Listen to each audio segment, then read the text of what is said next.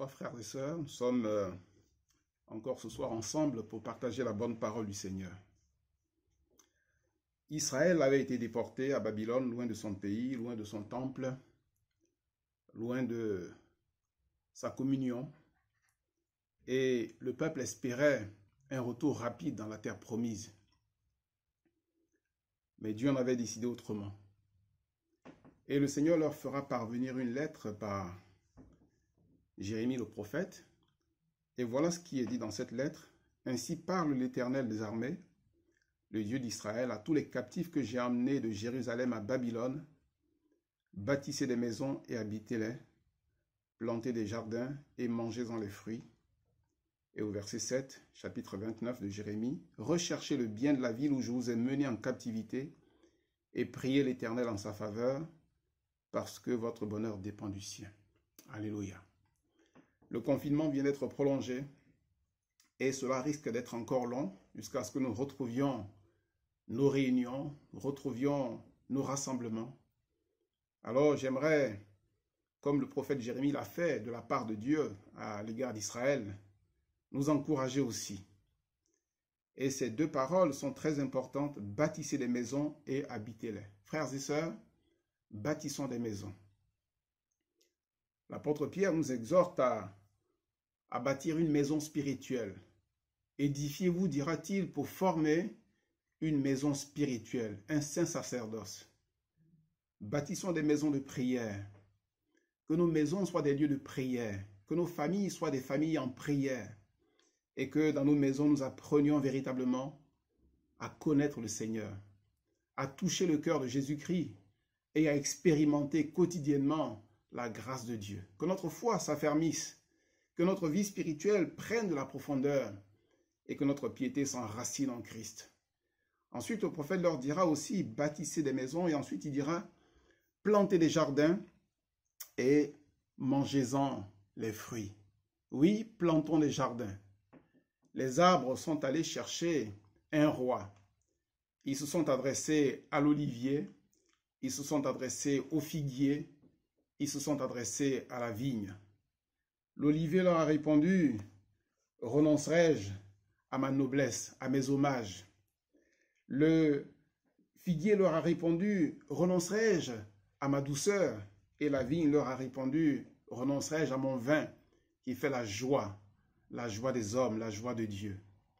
Oui, plantons des figuiers, plantons la douceur par notre relation avec le Seigneur. Oui, plantons des vignes, que notre joie soit renouvelée dans ce temps de confinement, notre joie en Christ, pas notre joie dans les circonstances positives, favorables de la vie, mais notre joie parce que notre nom est inscrit dans le livre de vie, notre joie parce que nous avons été rachetés à un grand prix, parce que nous avons été sauvés par le sang précieux de l'agneau qui a été immolé pour nos péchés.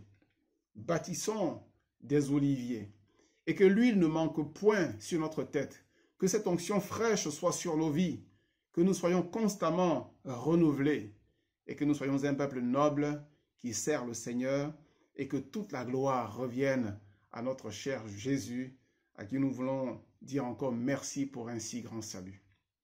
Ce soir, j'ai la charge d'ouvrir avec vous la parole du Seigneur. Et je me souviens, il y a quelques jours, je voulais ouvrir une boîte, un bocal, et j'ai vu sur le couvercle cette inscription. Votre sécurité est garantie par le clac à l'ouverture. Votre sécurité est garantie par le clac à l'ouverture. Cela veut dire que si je n'entends pas le clac à l'ouverture, alors ma sécurité n'est pas garantie et le contenu de ce bocal peut m'empoisonner. Mais j'aimerais dire que ce soir, alors que nous sommes là devant la parole du Seigneur, nous n'avons pas besoin d'entendre un quelconque clac à l'ouverture de la Bible. Parce que tout le contenu est fait pour notre bonheur suprême. Jésus dira, votre Père donnera-t-il un serpent? Donnera-t-il un caillou, une pierre? Donnera-t-il un scorpion? Si nous lui demandons un œuf ou encore du pain ou autre chose? Et il va ajouter que Dieu ne fait que donner de bonnes choses à ses enfants qui les lui demandent. Et je crois que lorsque nous ouvrons la parole du Seigneur, notre sécurité est garantie. Notre sécurité éternelle est garantie. Notre sécurité, notre position en Christ est garantie parce que la parole est esprit et vie. C'est notre nourriture spirituelle. Jésus l'a dit, oui, l'homme ne vivra pas de pain seulement, mais de toute parole qui sortira de la bouche de notre Dieu, que son nom soit glorifié. Alors, lisons ensemble dans le livre des Actes des Apôtres, et nous lisons au chapitre 14, Actes des Apôtres, chapitre 14, et le verset 19. Acte 14, verset 19. Alors survinrent d'Antioche et d'Icône des Juifs qui gagnèrent la foule et qui, après avoir lapidé Paul, le traînèrent hors de la ville, pensant qu'il était mort. Mais les disciples l'ayant entouré, il se leva et entra dans la ville. Le lendemain, il partit pour Derbe avec Barnabas. Quand ils eurent évangélisé cette ville et fait un certain nombre de disciples, ils retournèrent à Lystre, à Icône et à Antioche, fortifiant l'esprit des disciples, les exhortant à persévérer dans la foi, et disant que c'est par beaucoup de tribulations qu'il nous faut entrer dans le royaume de Dieu. Ils désignèrent des anciens dans chaque église, et après avoir prié et jeûné, ils les recommandèrent au Seigneur en qui ils avaient cru. Traversant ensuite la Pisidie, ils vinrent en Pamphylie, annoncèrent la parole à Perge et descendirent à Attalie. De là, ils s'embarquèrent pour Antioche, d'où ils avaient été recommandés à la grâce de Dieu pour l'œuvre qu'ils venaient d'accomplir. Après leur arrivée, ils convoquèrent l'Église et ils racontèrent tout ce que Dieu avait fait avec eux et comment il avait ouvert aux nations la porte de la foi, et ils demeurèrent assez longtemps avec les disciples. Amen. Bien-aimés frères et sœurs, nous sommes ici devant la fin du premier voyage missionnaire que l'apôtre Paul a entrepris. Peut-être ce soir faut-il rappeler les temps forts de ce premier voyage missionnaire. On se souvient que tout est parti d'une initiative divine. Dans Actes chapitre 13, au verset 1er, nous apprenons qu'ils sont là quelques-uns, des prophètes, des docteurs, et ils sont en train de prier le Seigneur, en train de jeûner dans l'exercice de leur ministère. Et alors qu'ils sont là, se tenant devant le Seigneur, se tenant devant l'autel de la grâce, le trône de la grâce, le Saint-Esprit va faire entendre sa voix. Et il va leur être dit ceci: mettez-moi à part Barnabas et Saul pour l'œuvre à laquelle je les ai appelés. Et donc, après avoir prié pour eux, leur avoir imposé les mains, on va les laisser s'en aller. Et ils vont partir accompagnés par le Seigneur et ils vont vivre des choses extraordinaires. J'aimerais rappeler quelques temps forts de ce premier voyage missionnaire. D'abord, ils vont rencontrer un certain magicien. Alors qu'un homme a le désir d'entendre la parole du Seigneur, ce magicien, qui est un peu comme un gourou, va vouloir s'opposer à la proclamation de l'Évangile. Et alors que Paul va porter ses regards sur lui, il va prier pour que cet homme devienne aveugle, et les ténèbres vont tomber sur lui, et la Bible déclare qu'il cherchait des personnes pour le conduire. La chute d'Élymas a été le point de départ de ce premier voyage missionnaire. Je rappelle au passage que Christ, notre Seigneur, a paru afin de détruire les œuvres du diable. Première épître de Jean, chapitre 3, et le verset 8. Et donc, cet homme qui avait eu le désir d'entendre la parole du Seigneur, en voyant ce miracle que les apôtres venaient d'accomplir, a été bouleversé et il a adhéré pleinement au message, la parole de Dieu. Que dans notre génération, le Seigneur fasse encore que les œuvres du diable soient détruites, que nous soyons remplis du Saint-Esprit, que nous soyons animés d'un zèle pour notre cher Sauveur, afin que rien ne puisse arrêter la marche de l'Église, que rien ne puisse freiner l'avancée de l'Évangile, mais qu'en tout lieu, les chaînes soient brisées, les liens funestes soient brisés, et que des hommes et des femmes tenus captifs par les œuvres des ténèbres soient libérés, afin de goûter à la lumière glorieuse qui sort du cœur de notre Seigneur Jésus-Christ. Ensuite, dans le cours de ce premier voyage missionnaire, il y a eu un événement très triste.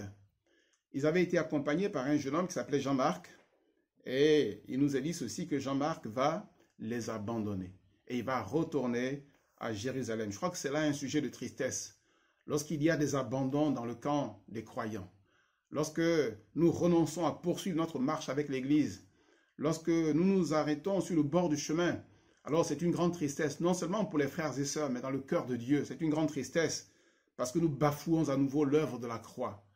Nous faisons mentir le sacrifice de Jésus-Christ, déclarant ainsi qu'il n'est pas pleinement suffisant pour combler nos attentes et cherchant peut-être à aller chercher dans le monde afin d'y trouver quelques consolations. Mais en réalité, la véritable consolation, elle est auprès de notre Seigneur et dans le cœur de Jésus-Christ. Et nous voulons dire avec l'apôtre Paul, avec l'apôtre Pierre, pardon, Seigneur, à qui irions-nous qu'à toi? Tu as les paroles de la vie éternelle. Et nous avons cru que tu es le Christ, le Fils du Dieu vivant. Dans ce premier voyage missionnaire, nous assistons à beaucoup de conversions, mais aussi beaucoup de persécutions. La parole est proclamée, des hommes, des femmes entendent cette parole, et il nous est dit ceci à la fin du chapitre 13, que les disciples étaient remplis de joie et du Saint-Esprit. Oui, c'est cela aussi l'évangile. L'évangile, c'est un peuple qui est rempli de joie et du Saint-Esprit.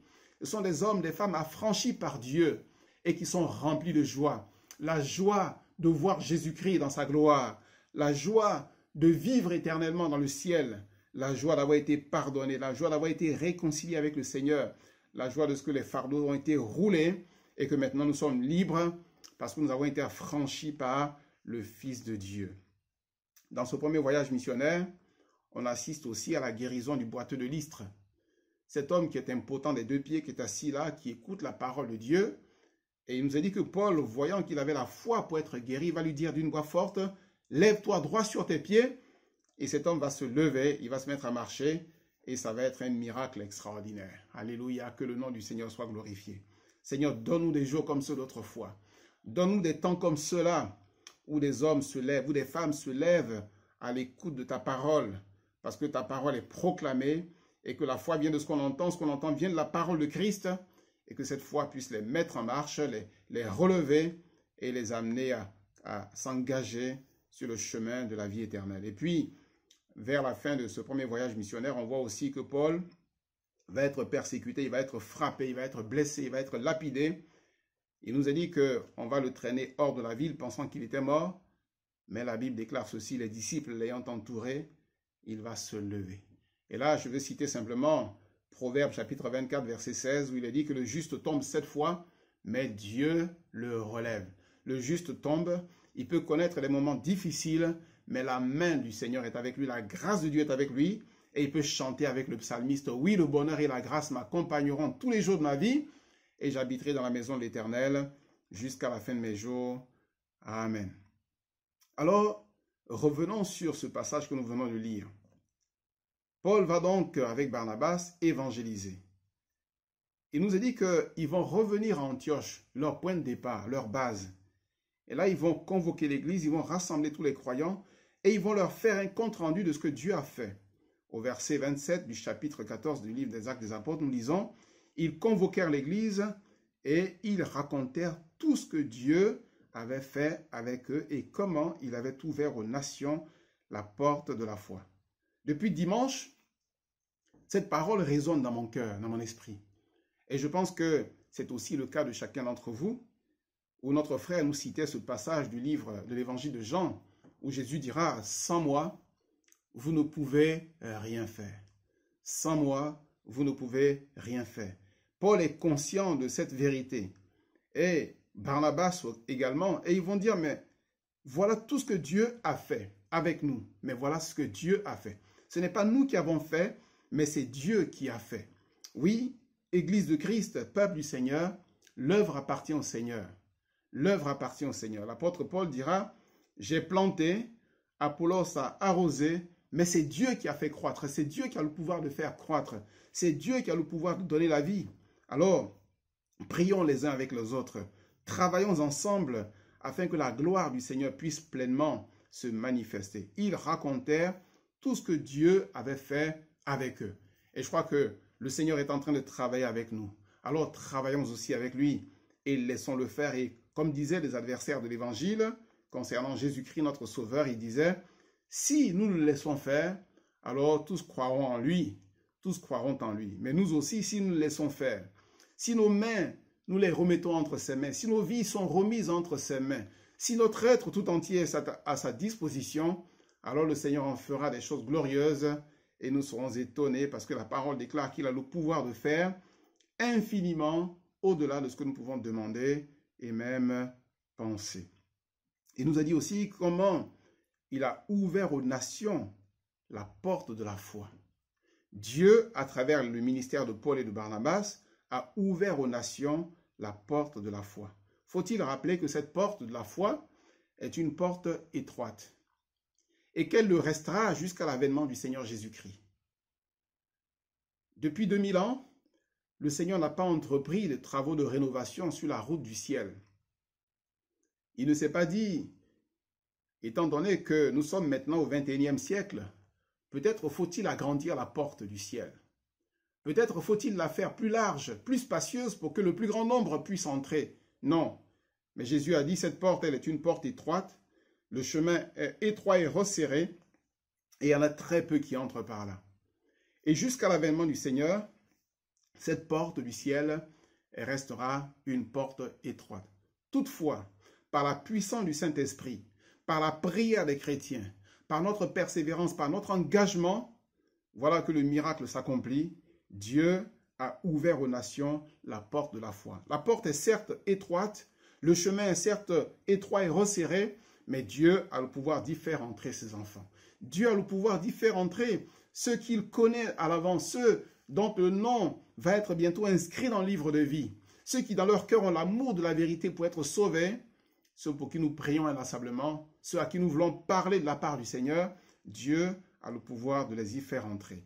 Dieu a ouvert aux nations la porte de la foi. Alors bien aimés frères et sœurs, travaillons à ce que bientôt la porte de la foi soit ouverte à un grand nombre et que dans notre pays, il y ait des clameurs de joie dans toutes les maisons, dans toutes les familles, dans toutes les villes, parce que l'évangile aura connu une grande avancée et que cette parole qui court avec rapidité aura atteint le plus grand nombre pour la gloire de notre Seigneur Jésus-Christ. Et voilà que ces nations qui ont découvert l'évangile, Paul va les exhorter, on va les encourager, on va les fortifier.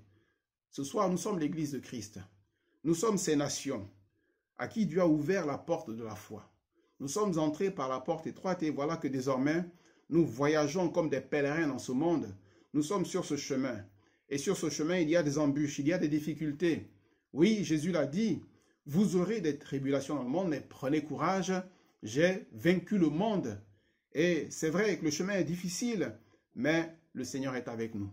Il a dit, voici, je suis avec vous tous les jours jusqu'à la fin du monde. Et cette parole, je l'ai entendue dimanche, et elle continue encore aussi à résonner dans mon cœur. Voici, je suis avec vous tous les jours jusqu'à la fin du monde. Alors, quelle est l'exhortation que Paul va adresser à ses disciples, à ces hommes, à ces femmes à qui Dieu a ouvert la porte de la foi? Une fois que la porte de la foi a été franchie, comment faut-il vivre? Que faut-il faire?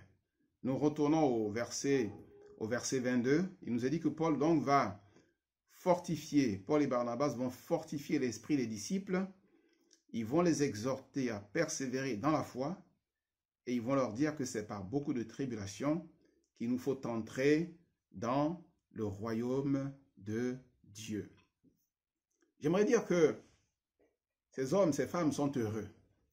Ils sont heureux parce que, étant entrés par cette porte étroite de la foi, de grandes perspectives leur sont ouvertes désormais. Et c'est pour cela qu'il est très important de les exhorter, de les mettre en garde, afin qu'ils ne perdent pas le bénéfice des grâces spirituelles que Dieu leur a données. Qu'est-ce qui s'est passé lorsqu'ils ont franchi la porte de la foi? Que s'est-il passé dans leur vie, dans leur univers spirituel, une fois que la porte a été ouverte et qu'ils sont entrés dans le royaume de Dieu? Oh, laissez-moi dire deux ou trois petites choses concernant cette vie nouvelle dans laquelle ils sont entrés. Je dirais que s'accomplit pour eux cette parole sur ceux qui habitaient dans la région ou dans le pays de l'ombre de la mort. Une lumière a resplendi. La lumière véritable a resplendi. Le soleil de justice a brillé dans leur ciel, portant sous ses ailes la guérison. Ces hommes, ces femmes ont vu la véritable lumière et désormais, ils ne marchent plus dans les ténèbres. Ils ne trébuchent plus, mais ils sont debout et ils voient la lumière parce que la parole est une lampe à leurs pieds, elle est une lumière sur leur sentier. Je dirais aussi que ces hommes, ces femmes, en entrant par la porte de la foi, ont pénétré dans les sanctuaires de Dieu. Asaph s'inquiétait pour son propre sort, regardant les incroyants, regardant les méchants, ceux qui méprisent Dieu comme étant plus heureux que lui. Et il dit, mais jusqu'à ce que j'eusse pénétré dans les sanctuaires du Seigneur. Et quand il a pénétré dans les sanctuaires du Seigneur, la raison lui est revenue.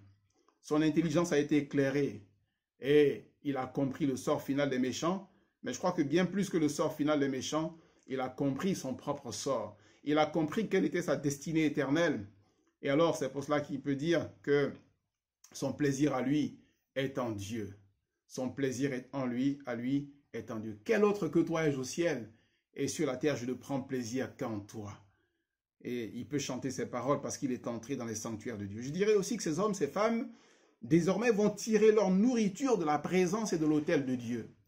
Ils ont une nourriture que le monde ne connaît pas. Comme Jésus le dira à ses disciples, j'ai à manger une nourriture que vous ne connaissez pas. Ils ont part à la table du Seigneur. Ils ont reçu l'invitation du roi. Ils sont entrés dans la salle, dans la maison de Dieu. Et là, ils sont nourris du sein de ses consolations. Ils ont part à cette nourriture vivifiante, cette nourriture qui nous donne le pouvoir de marcher pendant 40 jours, 40 nuits jusqu'à la montagne de Dia Horeb. Et nous pouvons alors chanter comme le psalmiste au psaume 43, « Envoie ta lumière et ta fidélité, qu'elle me conduise, qu'elle me guide jusqu'à la montagne de Dieu. J'irai vers l'autel de Dieu, ma joie et ma lumière, mon espérance. » Alors, ces hommes, ces femmes vont tirer désormais leur nourriture de l'autel de Dieu. Quelle satisfaction, quel bonheur d'avoir part à la grâce et à la vie du Seigneur. Je dirais aussi que pour eux s'accomplit cette parole que Job a dite, « Mon oreille avait entendu parler de toi. » Ils avaient entendu parler d'un Dieu lointain qui accomplissait des miracles, qui pouvait changer les vies. Mais maintenant, leur œil l'a vu. Ils l'ont expérimenté parce que le Seigneur est entré dans leur vie, il est entré dans leur cœur et il a changé leur destinée, il a transformé leur vie et il leur a donné la vie éternelle. À tous ceux qui l'ont reçu, à ceux qui croient en son nom, il leur a donné le pouvoir de devenir enfants de Dieu. Et tout cela, bien sûr, vont devenir la cible du diable. L'adversaire va rôder autour d'eux comme un lion rugissant, cherchant qu'il dévorera. Je peux dès lors comprendre pourquoi l'apôtre Paul et pourquoi l'apôtre Barnabas vont s'employer à les encourager. Alors, revenons sur le verset 22. La première chose qu'ils vont faire à l'égard de ces disciples, avant de les laisser, avant de poursuivre leur chemin, avant de retourner à Antioche, leur base, ils vont les fortifier, ils vont fortifier l'esprit des disciples. Ils vont fortifier l'esprit des disciples. Fortifier l'esprit des disciples. Fortifie-toi. Fortifiez-vous. C'est là un enseignement récurrent chez les anciens. C'est ce dont il est dit, parce qu'ils ont eu foi dans le Seigneur, ils ont reçu, obtenu un bon témoignage, un témoignage favorable. Leur secret, ça a été d'être fortifiés. On a plusieurs exemples. On a l'exemple de Moïse dans le livre de Deutéronome au chapitre 31. Moïse a compris que sa mission arrive à son terme et bientôt il va passer le flambeau à Josué. Il va être recueilli auprès du Seigneur et Moïse va dire ceci à Israël au chapitre 31 de Deutéronome, verset 6. « Fortifiez-vous et ayez du courage. Ne craignez point et ne soyez point effrayés devant eux, car l'Éternel ton Dieu marchera lui-même avec toi. Il ne te délaissera point, il ne t'abandonnera point. Amen. L'Éternel ton Dieu marchera lui-même avec toi, il ne te délaissera point, il ne t'abandonnera point. Mais toi, fortifie-toi et aie du courage. Aie du courage. Afin de garder le bénéfice de la grâce de Dieu qui a été manifestée à ton égard. Josué va emboîter le pas à Moïse. D'abord, il va commencer son ministère dans une relation intime avec le Seigneur et au chapitre 1er de son livre, le Seigneur lui dira au verset 6, « Fortifie-toi, prends courage, car c'est toi qui mettras ce peuple en possession du pays que j'ai juré à leur père de leur donner. Fortifie-toi, prends courage. » Josué va se fortifier. Comment va-t-il se fortifier? Simplement dans la prière, dans la méditation de la parole. Que ce livre ne s'éloigne point de ta bouche, médite le jour et nuit. Comment va-t-il se fortifier? C'est en poursuivant sa marche, en ayant les regards fixés sur Jésus-Christ, le chef, le consommateur de sa foi. Comment va-t-il se fortifier? C'est en serrant dans son cœur les promesses divines, en priant pour que Dieu arme son cœur, arme son bras, en priant pour que son cœur ne flanche pas, mais qu'il puisse toujours continuer à croire dans les promesses divines. Et plus tard, après le combat contre les adversaires de Gabaon, il va s'adresser à Israël. Josué chapitre 10, verset 25, et il va leur dire ceci: ne craignez point et ne vous effrayez point, fortifiez-vous et ayez du courage. Avant de leur dire cela, vous savez ce qu'il a fait? Oui, nous le savons, avant de leur dire cela, il a fait approcher tous les chefs d'Israël et il leur a demandé de mettre leurs pieds sur le cou des rois vaincus, en guise de victoire, en guise de triomphe. Et une fois que les hommes d'Israël ont mis leurs pieds sur les coups des vaincus, alors Josué va leur dire: ne craignez point et ne vous effrayez point, fortifiez-vous et ayez du courage. Mon frère, ma sœur, ce soir, je souhaite que tu mettes ton pied sur le cou de tes adversaires. Il y a peut-être des situations qui ont dominé dans ta vie jusqu'à présent. Il y a peut-être là une grande tristesse. Il y a peut-être là une grande souffrance. Mais je prie pour que ce soir, tu mettes ton pied sur le cou des vainqueurs, des vaincus, pardon, parce qu'ils ont été vaincus par le sang de l'agneau.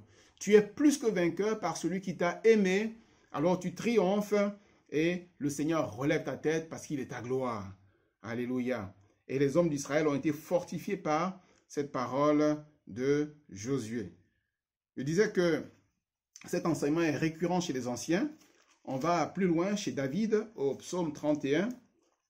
Et David va aussi adresser cette exhortation au peuple. Chapitre 31, verset 25, David dira ceci: fortifiez-vous et que votre cœur s'affermisse, vous tous qui espérez en l'Éternel. Vous tous qui espérez en l'Éternel. Avant de leur dire cela, il va prononcer des paroles de foi. Notamment au verset 16, il dira: mes destinées sont dans ta main, délivre-moi de mes ennemis et de mes persécuteurs et fais luire ta face sur ton serviteur. Nos destinées sont dans les mains du Seigneur. Nous lui appartenons. Et c'est pour cela que nous pouvons nous fortifier dans le Seigneur. David dit: vous tous qui espérez en l'Éternel. Nous tous qui espérons dans le Seigneur, nous n'avons pas de soucis à nous faire. Nous n'avons pas de crainte, d'angoisse à éprouver. Mais notre Seigneur est aux commandes de toutes choses et nous voulons simplement le suivre. Nous voulons simplement lui faire pleinement confiance et nous laisser accompagner par sa grâce tous les jours de notre vie. Le prophète Zacharie va aussi donner cette parole à Israël. Le prophète Zacharie, chapitre 8 et le verset 9. Zacharie, chapitre 8, le verset 9. Ainsi parle l'Éternel des armées: fortifiez vos mains, vous qui entendez aujourd'hui ces paroles de la bouche des prophètes qui parurent au temps où fut fondée la maison de l'Éternel des armées, où le temple allait être bâti. Fortifiez vos mains, vous qui entendez aujourd'hui ces paroles. Oui, la parole est éternelle. Nous qui entendons aujourd'hui même ces paroles, fortifions nos mains, fortifions nos cœurs. Alléluia. Et puis, l'apôtre Paul lui-même va écrire aux Éphésiens et il va leur dire ceci, Éphésiens chapitre 6, qui est notre texte de référence pour le combat spirituel. Éphésiens chapitre 6 et le verset 10, il leur dira: au reste, fortifiez-vous dans le Seigneur et par sa force toute puissante. Fortifiez-vous dans le Seigneur et par sa force toute puissante. Pour la raison de rappeler que la force du Seigneur est une force toute puissante. Oui, parce que Jésus-Christ est toujours le même hier, aujourd'hui et éternellement. Oui, parce que Jésus-Christ est le créateur de toutes choses. Jésus-Christ est le sauveur. Jésus-Christ est le roi des rois. Il est le Seigneur des seigneurs. Fortifiez-vous dans le Seigneur et par sa force toute puissante. Ils ont fortifié l'esprit des disciples, me semble-t-il, pour une raison toute simple. C'est que, comme l'apôtre Paul le dit dans Romains chapitre 8, verset 16, l'Esprit lui-même rend témoignage à notre esprit que nous sommes enfants de Dieu. Et si notre esprit n'est pas fortifié, ce témoignage peut être mis en doute. Mais lorsque notre esprit est fortifié, alors rien ne peut mettre ce témoignage en doute. Et l'apôtre Paul poursuit en disant: et si nous sommes enfants de Dieu, alors nous sommes aussi héritiers de Dieu et co-héritiers de Christ. Cela montre l'étendue des richesses dont nous disposons. Cela montre, le royaume que Dieu nous donne, qui nous prépare. C'est un pays où coule le lait et le miel. C'est un pays extraordinaire. plus beau que le pays d'Israël. Il y a là des grappes, encore plus imposantes que celles que les hommes d'Israël ont portées sur leurs épaules au moyen d'une perche. Il y a là des trésors encore plus magnifiques. C'est un pays de paix, un pays de félicité, un pays de grâce. Alors, bien-aimés frères et sœurs, marchons dans la victoire et que le nom de notre Seigneur soit glorifié. L'Esprit nous rend témoignage que nous sommes enfants de Dieu et nous sommes héritiers de Christ, co-héritiers de Christ et héritiers de Dieu. Il nous a dit également qu'ils ont exhorté les disciples à persévérer dans la foi. Persévérer dans la foi. Pourquoi? Parce que la foi est une ferme assurance des choses qu'on espère. Elle est une démonstration de celles qu'on ne voit pas. D'abord, la foi est une ferme assurance. Avant d'être une démonstration, elle est d'abord une ferme assurance. Cela veut dire que la foi est une affaire de cœur. Nous devons être convaincus de l'amour de Dieu à notre égard. Nous devons être convaincus des promesses divines. Parce que ce que Dieu dit, sa main l'accomplit. Dieu dit et la chose arrive. Dieu parle, Dieu ordonne et la chose existe. Alors, nous avons cette ferme assurance. Nous convainquons notre cœur. Pourquoi t'as battu mon âme? Pourquoi t'as battu mon cœur? Pourquoi te troubles-tu? Pourquoi le doute s'empare-t-il de toi?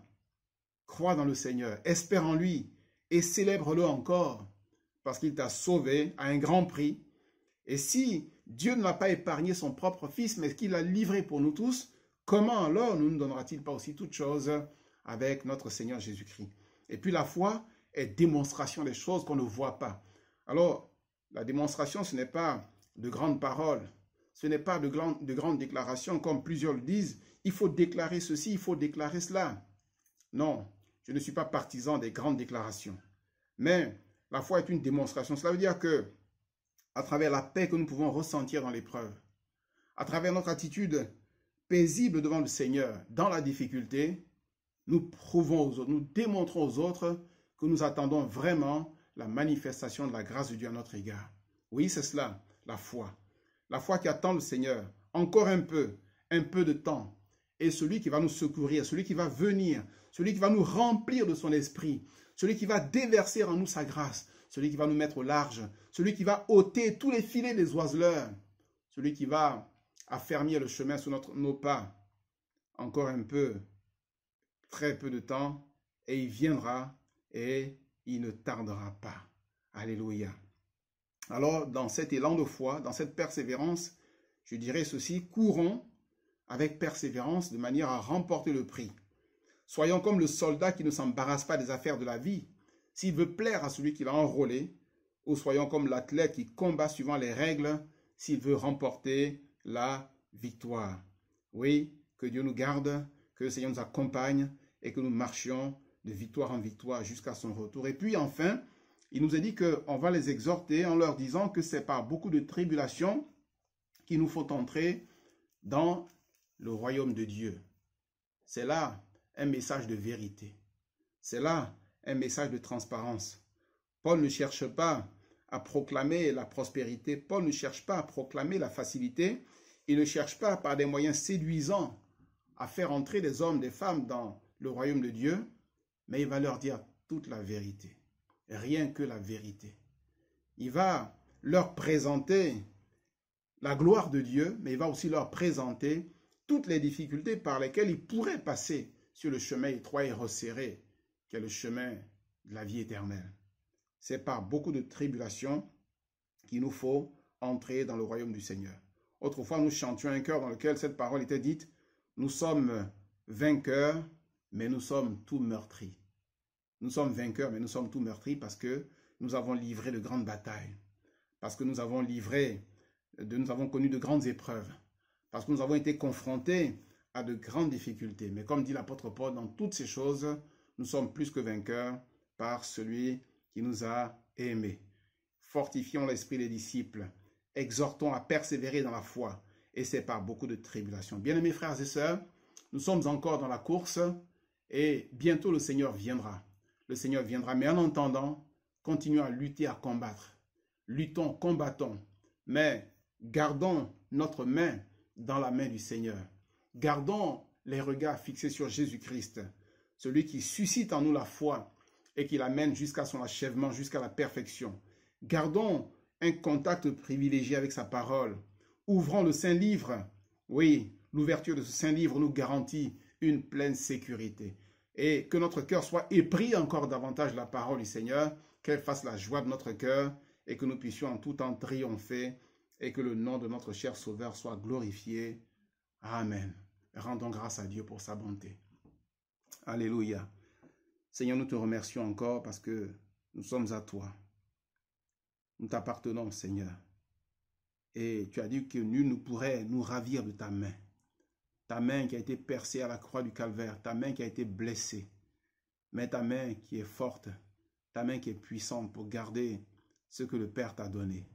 Et un jour, tu te présenteras devant le Père en disant, me voici, moi et les enfants que Dieu m'a donnés. Et nous en ferons partie parce que, Seigneur, par ton esprit, tu nous auras aidés à marcher dans ce monde, à supporter toutes sortes d'épreuves, de tribulations et à demeurer en toi, caché en toi, persévérant jusqu'à la fin. Seigneur, que ton nom soit béni. Merci de relever ton peuple. Merci de fortifier ton héritage épuisé. Les temps sont difficiles, mais nous sommes là avec toi, Seigneur, et nous savons qu'avec Dieu, nous ferons des exploits. Alors merci d'être notre Sauveur bien-aimé. Amen. Amen. Mon Dieu, nous croyons confiants.